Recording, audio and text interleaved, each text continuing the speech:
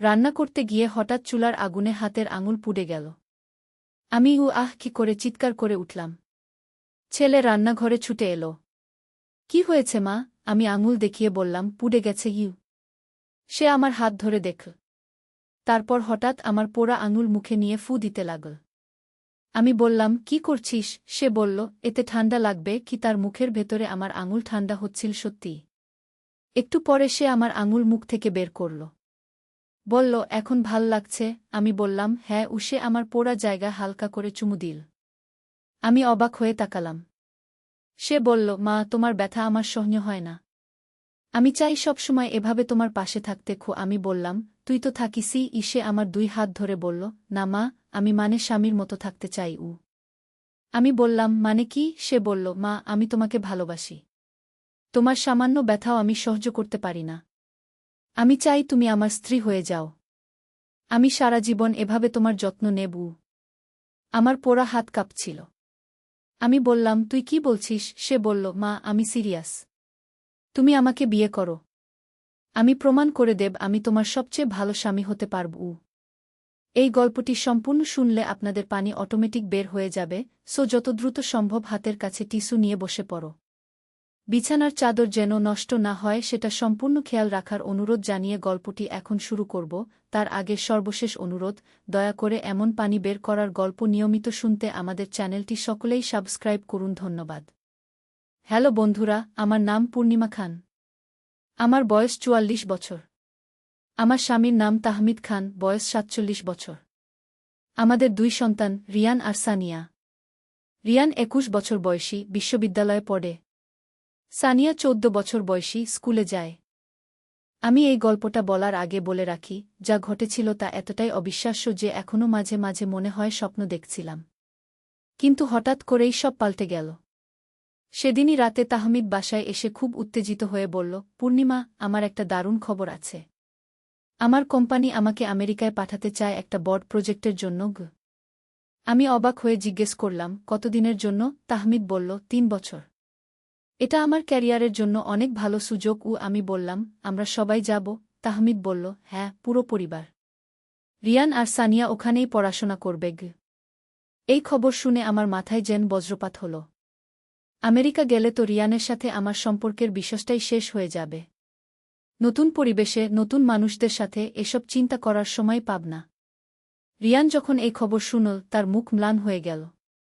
সে আমার দিকে তাকাল। আমি বুঝতে পারলাম সেও একই কথা ভাবছে। কিন্তু তাহমিদ আর সানিয়ার সামনে কিছু বলা সম্ভব ছিল না। রাতে সবাই ঘুমিয়ে গেলে রিয়ান আমার ঘরে এল। বলল, মা, এখন কি হবে? আমি বললাম, জানি না রিয়ান। সব তো উল্টে গেল। রিয়ান বলল, আমি আমেরিকা যাব না। আমি এখানেই থেকে যাব। আমি বললাম, তুই না গেলে তাহমিদ সন্দেহ করবে। আর তোর পড়াশোনার কি হবে? রিয়ান বলল, আমি ঢাকায় চলে যাব। ওই চাকরিটা নিয়ে নেব। তুমিও আমেরিকা যাওয়ার সময় কোনো অজুহাত দেখিয়ে এখানে থেকে যাও। কিন্তু এটা তো সম্ভব নয়। স্বামীর সাথে আমেরিকা না গেলে সবাই প্রশ্ন করবে। আমি বললাম, রিয়ান, এভাবে হবে না। রিয়ান আমার হাত ধরে বলল, তাহলে তুমি কি চাও? আমি তোমাকে ছেড়ে আমেরিকা যাব? আমি অনেকক্ষণ চুপ করে রইলাম। তারপর বললাম, রিয়ান, হয়তো এটাই ভাগ্যের খেলা। আমরা যা পরিকল্পনা করেছিলাম তা হয়তো ঠিক ছিল না। রিয়ান বলল, না মা, আমি এত সহজে হার মানব না। আমি একটা উপায় বের করব। পরের কয়েকদিন রিয়ান অনেক চিন্তাভাবনা করল। অবশেষে একদিন সে আমার কাছে এল। বলল, মা, আমি একটা পরিকল্পনা করেছি। আমি জিজ্ঞেস করলাম, কি? সে বলল, আমি বাবাকে বলব যে আমি এখানেই বিশ্ববিদ্যালয়ে পড়াশোনা শেষ করতে চাই। আমেরিকা গিয়ে নতুন করে শুরু করতে চাই না। আমি বললাম, কিন্তু তাহমিদ মানবে? রিয়ান বলল, আমি তাকে বোঝাব। আর তুমি বলবে যে তুমি আমাকে একা রেখে যেতে পার না। আমার খেয়াল রাখার জন্য তোমাকে এখানে থাকতে হবে। এই পরিকল্পনা শুনে আমার মনে একটু আশা জাগল। কিন্তু তাহমিদকে বোঝানো এত সহজ হবে না।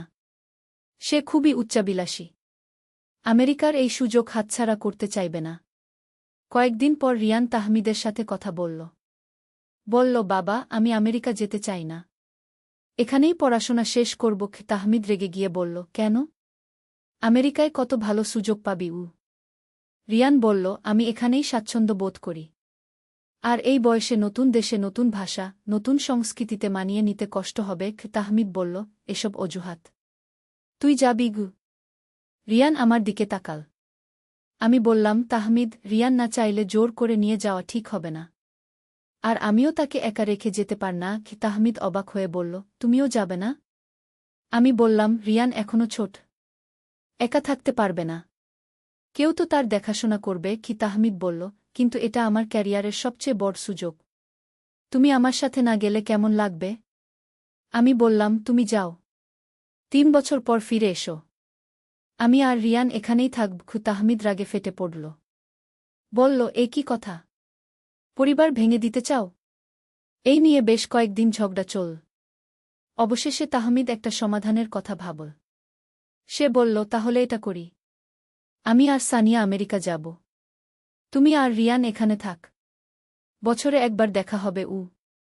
আমি মনে মনে খুশি হলাম, কিন্তু বাইরে থেকে দুঃখের ভাব করে বললাম, এছাড়া আর কোনো উপায় নেই। সানিয়াও আমেরিকা যেতে উৎসুক ছিল। সে বলল, মা, আমি বাবার সাথে যাব। ওখানে পড়াশোনা ভালো। এভাবে ঠিক হলো যে তাহমিদ আর সানিয়া আমেরিকা যাবে। আমি আর রিয়ান এখানে থাকব। তাহমিদ বলল, পূর্ণিমা, তুমি ঠিক সিদ্ধান্ত নিচ্ছ তো? পরে আফসোস করবে না? আমি বললাম, না, আমি আমার সিদ্ধান্তে স্থির আছি। ভিতরে ভিতরে আমি উৎফুল্ল হয়েছিলাম। রিয়ানের সাথে একা থাকার সুযোগ পেয়ে যাচ্ছি। 2 মাস পর তাহমিদ আর সানিয়া আমেরিকার জন্য রওনা দিল। বিদায়ের সময় তাহমিদ বলল, পূর্ণিমা, তুমি একা একা কষ্ট পেলে আমাকে জানিও। আমি ব্যবস্থা করব। আমি বললাম, হ্যাঁ, চিন্তা করো না। তাদের চলে যাওয়ার পর আমি আর রিয়ান বাসায় একা রইলাম। প্রথম কয়েকদিন খুবই অদ্ভুত লাগছিল। সানিয়ার না থাকা, তাহমিদের না থাকা।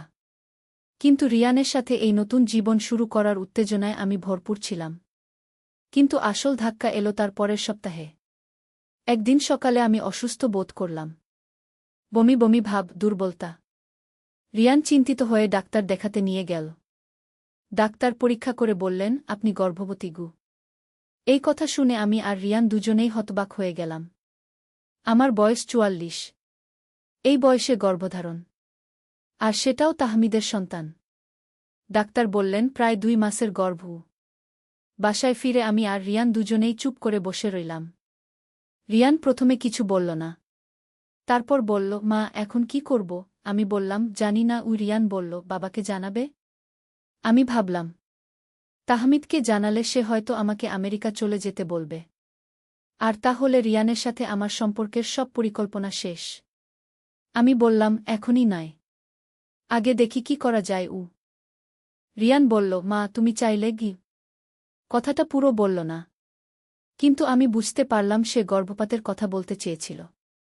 আমি বললাম, না রিয়ান, এটা ঠিক হবে না। রিয়ান বলল, তাহলে বাচ্চাটা হোক। আমি তোমার আর বাচ্চার যত্ন নেব। তার এই কথায় আমার চোখে পানি এসে গেল।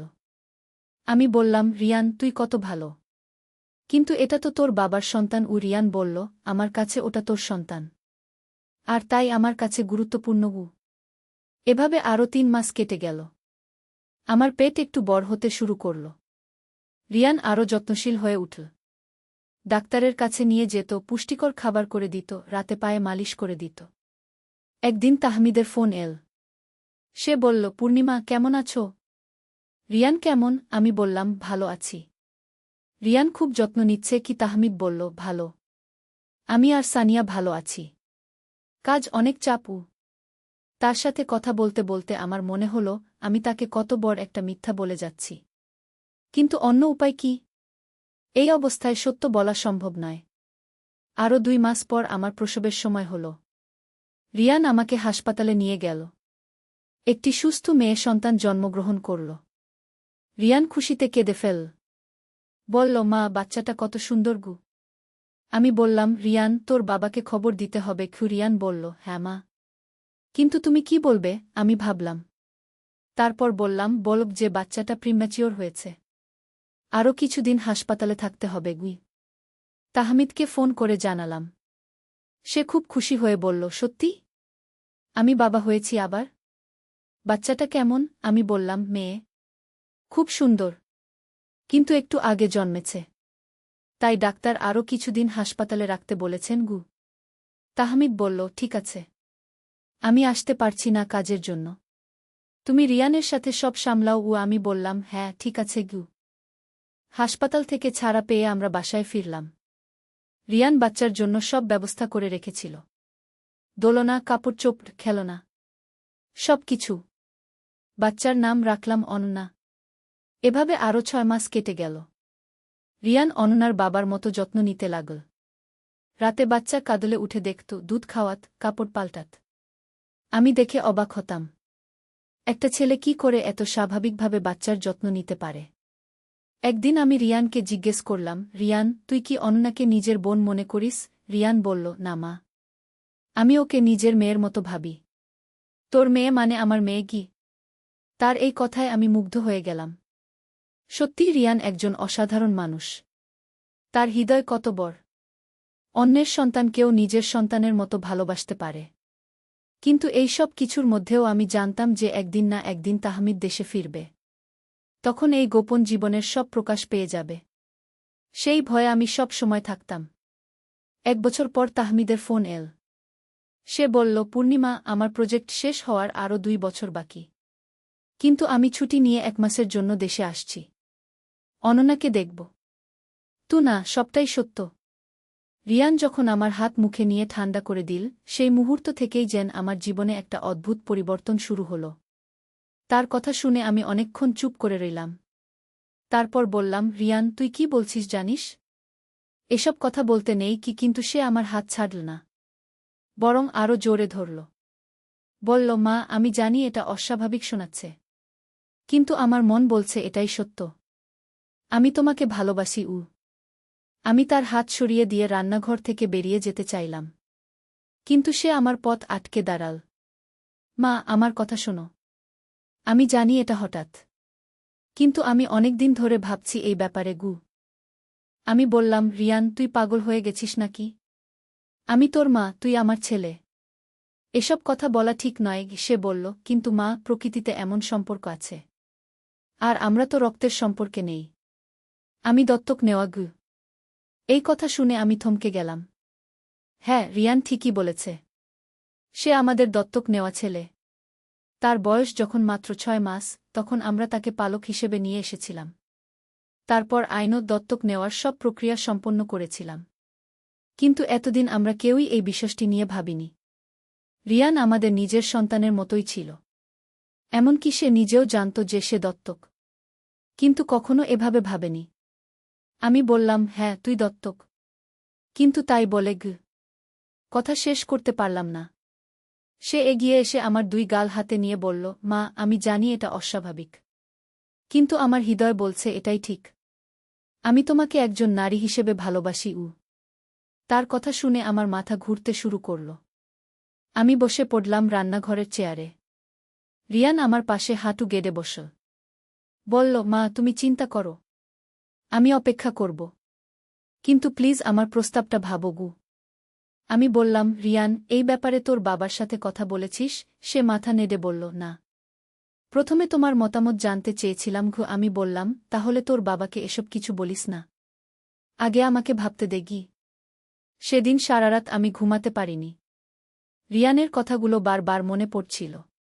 সত্যি বলতে, তার আচরণে আমি বিব্রত হওয়ার চেয়ে বেশি অবাক হয়েছিলাম। কারণ গত কয়েক মাসে আমি নিজেও রিয়ানের প্রতি একটা অদ্ভুত আকর্ষণ অনুভব করছিলাম। রিয়ান গত 2 বছরে অনেক পরিবর্তন হয়েছে। সে এখন লম্বা, সুদর্শন একজন যুবক। তার গড়ন, তার কথাবার্তা, সবকিছুতেই একটা পুরুষালী ভাব এসেছে। আমি কয়েকবার নিজেকে তার দিকে অন্যভাবে তাকাতে দেখেছি। কিন্তু সেসব ভাবনা মন থেকে সরিয়ে দিয়েছি। পরের দিন সকালে রিয়ান কলেজে চলে গেল। তাহমিদ অফিসে। সানিয়া স্কুলে। আমি একা ঘরে বসে ভাবতে লাগলাম। হঠাৎ মনে পড়ল, আমার এক বান্ধবী রুমা একবার বলেছিল, তার পরিচিত একটি পরিবারে এমনই ঘটনা ঘটেছিল। সেখানেও ছেলেটি দত্তক ছিল এবং পরে মায়ের সাথে বিয়ে করেছিল। তখন আমি বিষয়টা নিয়ে খুব একটা ভাবিনি।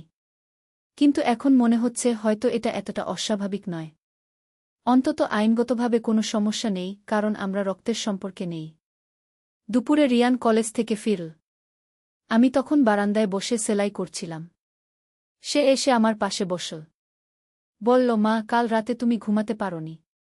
আমি দেখেছি তোমার ঘরে আলো জ্বলছিল। আমি বললাম, হ্যাঁ, তোর কথাগুলো ভাবছিলাম। সে উৎসুক হয়ে জিজ্ঞেস করল, কি সিদ্ধান্ত নিয়েছ? আমি বললাম, এখনো কিছু ভাবিনি। আমার আরও সময় দরকার। রিয়ান বলল, মা আমি বুঝি এটা তোমার জন্য কঠিন। কিন্তু আমি চাই তুমি জানো আমার ভালোবাসা কতটা সত্য। এই বলে সে আমার হাত ধরল। তার স্পর্শে আমার শরীরে একটা শিহরণ খেলে গেল। আমি বললাম, রিয়ান, এসব নিয়ে এখন কথা বলি না। তোর বাবা আসার আগে সে বলল, ঠিক আছে। কিন্তু মা, আমি যদি তোমাকে প্রমাণ করে দেই যে আমি তোমাকে একজন স্বামী হিসেবে কতটা খুশি রাখতে পারি? আমি অবাক হয়ে বললাম, মানে? সে বলল, আজ থেকে আমি ঘরের সব কাজকর্ম করব। রান্না, পরিষ্কার, সবকিছু। তুমি শুধু আরাম করবে। দেখো আমি কতটা যত্ন নিতে পারি। আমি মনে মনে ভাবলাম, এতে অসুবিধা কি? ঘরের কাজে সাহায্য পেলে তো ভালোই। আমি বললাম, ঠিক আছে। কিন্তু এতে কিছু প্রমাণ হবে না। সে হেসে বলল, দেখা যাক। সেদিন থেকে রিয়ান যেন পাল্টে গেল। সকালে ঘুম থেকে উঠেই সে চা বানিয়ে আমার বিছানায় দিয়ে যেত। তারপর নাশতা তৈরি করত। কলেজ যাওয়ার আগে সব কাজ গুছিয়ে দিত। দুপুরে ফিরে এসেই রান্না শুরু করত। আমাকে বলত, মা তুমি বিশ্রাম নাও, আমি সব সামলাচ্ছি। ও সন্ধ্যায় ঘর পরিষ্কার করত, কাপড় ধুত, এমনকি আমার পায়ে তেল মালিশ করে দিত। প্রথম দিকে আমি অস্বস্তি বোধ করতাম, কিন্তু ধীরে ধীরে এটা স্বাভাবিক মনে হতে লাগল। তাহমিদ খুশি হয়ে বলল, রিয়ান অনেক দায়িত্বশীল হয়ে গেছে। তুমি এখন অনেক আরাম পাচ্ছ গো। একদিন সানিয়া বলল, মা রিয়ান ভাই এখন তোমার সাথে এত যত্ন করে কেন? আগে তো এমন ছিল না। আমি বললাম, বড় হয়েছে তাই। দায়িত্ব বুঝতে পারছে গি। এভাবে প্রায় 1 মাস কেটে গেল। রিয়ানের আচরণে আমি মুগ্ধ হতে শুরু করলাম।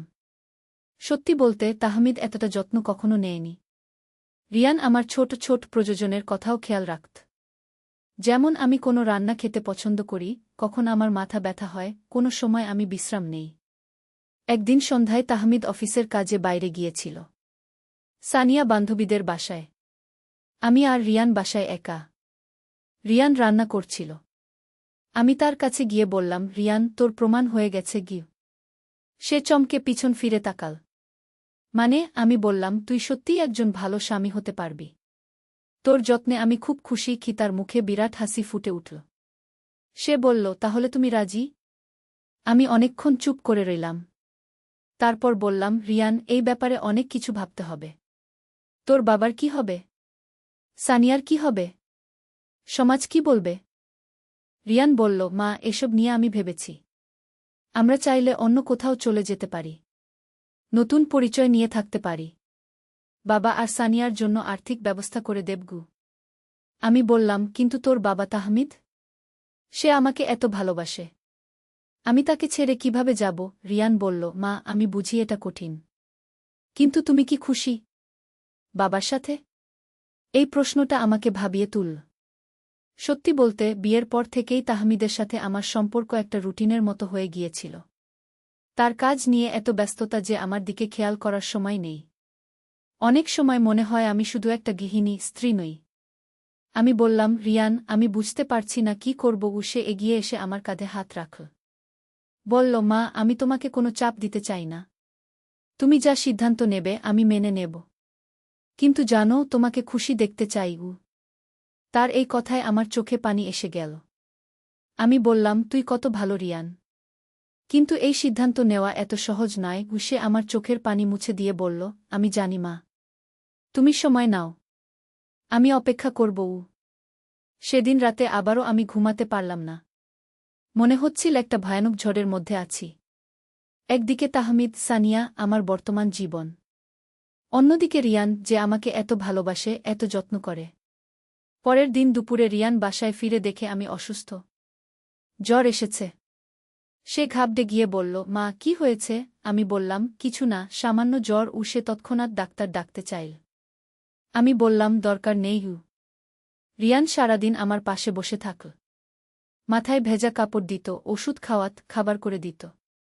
রাতে তাহমিদ অফিস থেকে ফিরে এসে বলল, তুমি অসুস্থ? রিয়ান বলেছে আমি বললাম, হ্যাঁ জ্বর এসেছিল। এখন ভালো। তাহমিদ বলল, ওহ তাহলে ভালো। আমি একটু টিভি দেখি এই বলে সে চলে গেল। কিন্তু রিয়ান রাত 12টা পর্যন্ত আমার পাশে বসে রইল। বারবার জিজ্ঞেস করত, মা এখন কেমন লাগছে? এই ঘটনার পর আমার মনে হল রিয়ানই আমার প্রকৃত সঙ্গী। তাহমিদ কেবল একটা নাম মাত্র। আমি অসুস্থ হলেও তার কোনো খেয়াল নেই। কিন্তু রিয়ান আমার সামান্য কষ্টেও ব্যাকুল হয়ে যায়। কিন্তু তবুও সিদ্ধান্ত নিতে পারছিলাম না। একদিন আমি আমার বান্ধবী রুমাকে ফোন করলাম। তাকে পুরো ব্যাপারটা খুলে বললাম। রুমা প্রথমে অবাক হল। তারপর বলল, পূর্ণিমা, এটা তো অনেক জটিল ব্যাপার। তবে তুমি যদি সত্যিই খুশি হও। আমি বললাম, রুমা, তুই তো একবার বলেছিলি এমনই একটা ঘটনার কথা। রুমা বলল, হ্যাঁ, আমার এক দূর সম্পর্কের আত্মীয়ের ক্ষেত্রে। সেখানে ছেলেটা দত্তক ছিল। পরে মায়ের সাথে বিয়ে করেছে। এখন তারা ভালো আছে।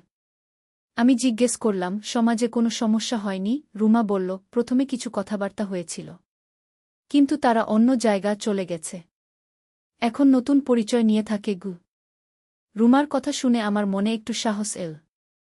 আমি ভাবলাম হয়তো এটা সম্ভব। কিন্তু তাহমিদ আর সানিয়ার কথা ভেবে আবার দ্বিধায় পড়লাম। একদিন সন্ধ্যায় রিয়ান আমাকে বলল, মা, আমি একটা চাকরির ইন্টারভিউ দিয়েছি ঢাকায়। যদি হয়ে যায় তাহলে আমি ঢাকায় থাকব। আমি চমকে জিজ্ঞেস করলাম, কেন? সে বলল, তুমি যদি আমার প্রস্তাব প্রত্যাখ্যান করো তাহলে আমার এখানে থাকা ঠিক হবে না। আমি তোমাকে অস্বস্তিতে ফেলতে চাই না। তার কথা শুনে আমার মনে হল যেন কেউ আমার হৃদয়ে ছুরি বিধিয়ে দিল। আমি বললাম, রিয়ান, তুই এখানেই থাক। আমি রাজি। রিয়ান অবিশ্বাসের চোখে তাকাল। বলল, সত্যি? আমি মাথা নেড়ে বললাম, হ্যাঁ। কিন্তু শর্ত হল আমরা একটু সময় নেব। আস্তে আস্তে ব্যাপারটা এগোবু। রিয়ান খুশিতে আমাকে জড়িয়ে ধরল। বলল, মা, তুমি দেখবে আমি তোমাকে কত খুশি রাখব। আমিও তার আলিঙ্গনে নিজেকে হারিয়ে ফেললাম। মনে হল এতদিন যেন অনাবৃষ্টির পর বৃষ্টি এল। কিন